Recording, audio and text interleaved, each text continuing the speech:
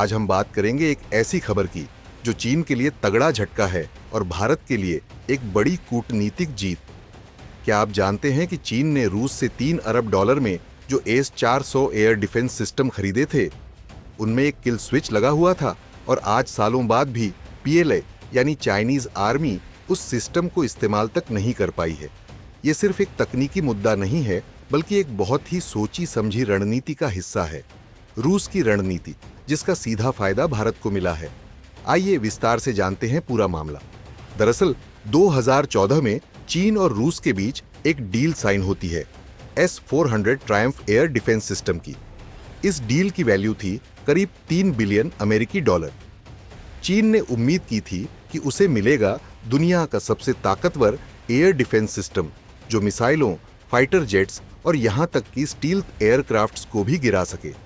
लेकिन 11 साल बाद भी PLA कभी भी इस सिस्टम को ना युद्ध में, ना अभ्यास में और ना ही मीडिया में शोकेस कर पाई है।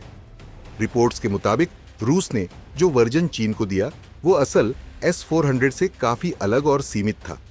उसे दिया गया वर्जन एक्सपोर्ट वर्जन था और उस पर रूस ने लगाया था एक किल स्विच, यानी ऐसी लिमिटेशन जिसे रिमोटली बंद भी किया जा सकता है या जिसमें कुछ अहम फंक्शन जानबूझकर लॉक कर दिए गए हों।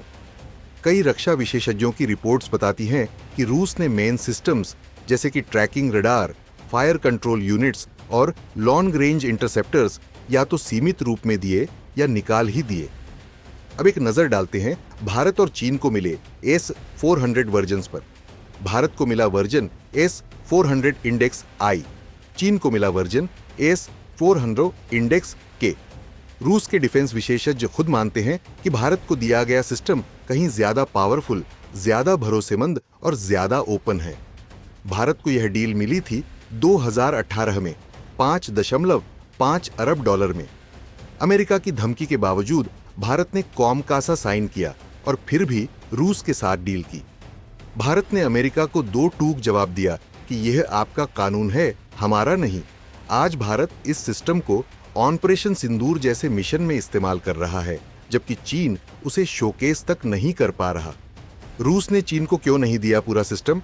दरअसल रूस जानता है कि चीन उसकी टेक्नोलॉजी की कॉपी मशीन है।